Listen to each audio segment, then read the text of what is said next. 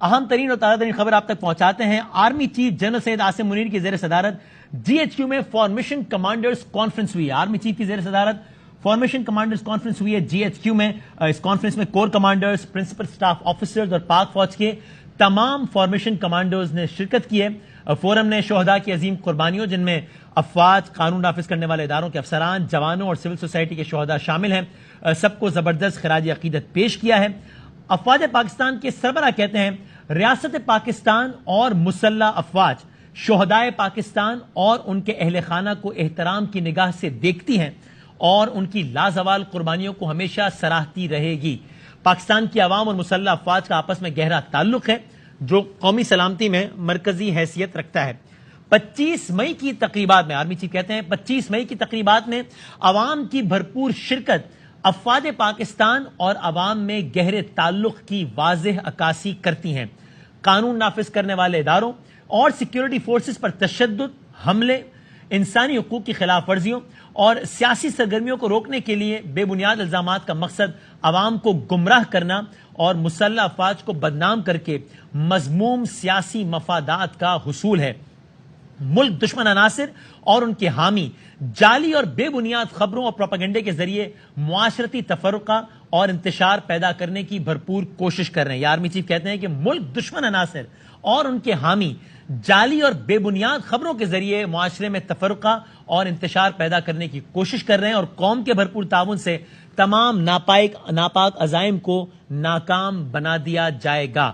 Formation command conference کے شرکاء نے یوم سیاہ یعنی کہ سانحہ 9 مئی کے واقعات کی بھرپور مذمت کی ہے اور یہ بھی کہا گیا ہے کہ اب وقت آ گیا ہے، یہ بہت اہم ہے، کہا گیا ہے اب وقت آ گیا ہے کہ ان کے منصوبہ سازوں اور ماسٹر مائنڈز کے خلاف قانون کی گرفت مضبوط کی جائے۔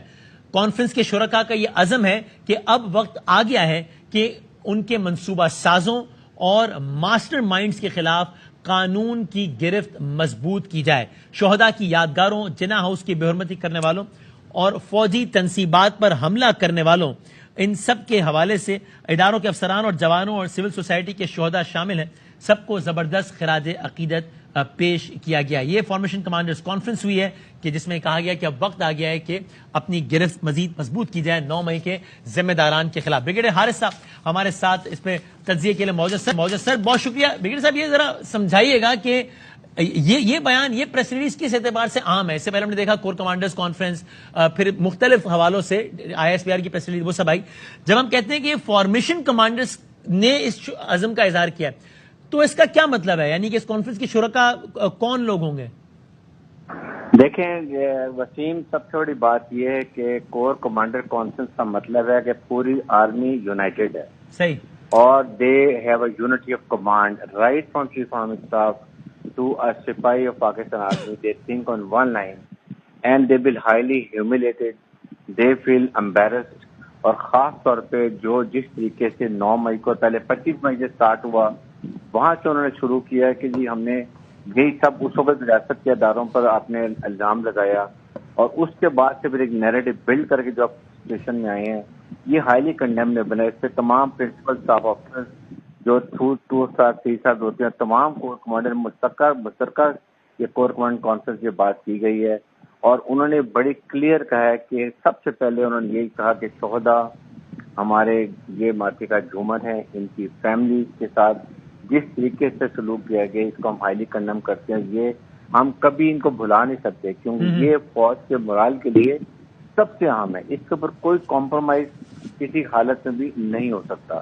اور ساتھ ہی ساتھ انہوں نے ساری یہ باتیں کی، یہ ہماری آبلیگیشن ہے کہ ہم یہ مسلح افواج جو ہیں یہ عوام سے ہمارا حصہ بہت گہرا ہے، اس میں کوئی ڈاؤٹ نہیں ہے، لیکن ہم نے نیشنل سیکورٹی، ملک کی سلامتی بقا کے لیے ہر وقت 24 گھنٹے ہم تیار ہیں، اور اس میں کبھی مسلح افواج جو سستی نہیں کرتی ہیں۔ ہم نے یہ 27 فروری 2019 کو بھی دکھا دیا ہے، اس سے پہلے بھی دکھا دیا ہے، چاہے انٹرنل ہو، ایکسٹرنل تھریٹ ہو، ٹیررزم ہو، اس کے لیے مسلح افواج ہر وقت تیار ہے، ہر جگہ پر ہوتی ہیں، چاہے وہ آپ کے یہ زلزلہ ہو، آپ کے فلڈز ہوں، کوئی نیشنل کلیمٹیز ہوں، کبھی سوچے سمجھے بغیر they never look back and they never say کہ ہماری جاب نہیں ہے۔ پاکستان میں ہر کام مسلح افواج تیار ہے کرنے کے۔ ہاں، اور یہ بریگیڈیئر صاحب، یہ میں اس کے کچھ اور نکات پڑھتا ہوں تو اسے یہ تاثر بھی مل رہا ہے کہ شاید ہم ان تینوں میں کچھ تیزی دیکھنے میں آئے گی. مثال کے طور پر یہ کہا گیا کہ شہداء کی یادگاروں، جناح ہاؤس کی بے حرمتی کرنے والوں اور فوجی تنصیبات پر حملہ کرنے والوں کو پاکستان آرمی ایکٹ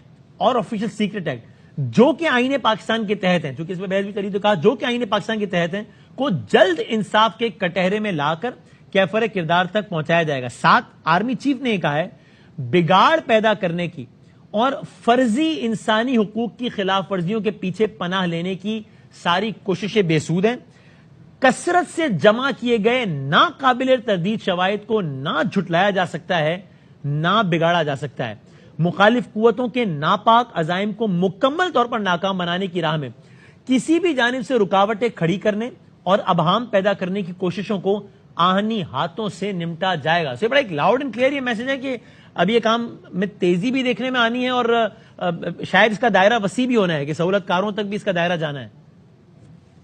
یہ سب سے ضروری ہے کہ یہ بڑا کلیئر کر دیا ہے کہ دیر از نو کمپرومائز. پلانر، ایگزیکیوٹر اینڈ جو انسٹیگیٹر، جو اشتعال دلا رہے تھے، ان کے خلاف پاکستان کے قانون کے مطابق جو پاکستان آرمی ایکٹ یا پاکستان کا اپنا قانون ہے اس کے مطابق سخت کارروائی اس لیے ہوگی کہ یہ ایک ایگزامپل ہو کہ آئندہ کبھی ایسے نہیں ہونا. آپ کے سامنے امریکہ میں ڈونلڈ ٹرمپ کے وقت ہوا تھا، دیکھیں ان کو کتنی سزائیں دی گئی جب انہوں نے وائٹ ہاؤس پہ حملہ کیا تھا. یا یونائٹڈ کنگڈم میں دیکھیں کہ انہوں نے جب وہاں پر حملے کیے تو رات کو اٹھا کے پولیس نے سب کو سزائیں دی. تو یہ کمپرومائز ہونا بھی نہیں چاہیے تھا کہ ایک دفعہ یہ ختم ہو جائے. پاکستان کے عوام اور فوج کو لڑانے میں جو قوتیں تھیں، جو یہ اس میں کوشش کی گئی ہے، یہ بڑا خطرناک کھیل تھا. اٹ از ان ایکسیپٹیبل، ان وارنٹیڈ، اور اس کے خلاف ایک دفعہ یہ جب مسئلہ ختم ہو جائے گا تو کبھی نہیں ہوگا. یعنی وہی آپ کی بات کو آگے بڑھاتے ہوئے کہ کانفرنس کے شرکاء نے یہ عزم ظاہر کیا ہے کہ وقت آ گیا ہے کہ ان کے منصوبہ سازوں اور ماسٹر مائنڈز کے خلاف قانون کی گرفت مضبوط کی جائے گی.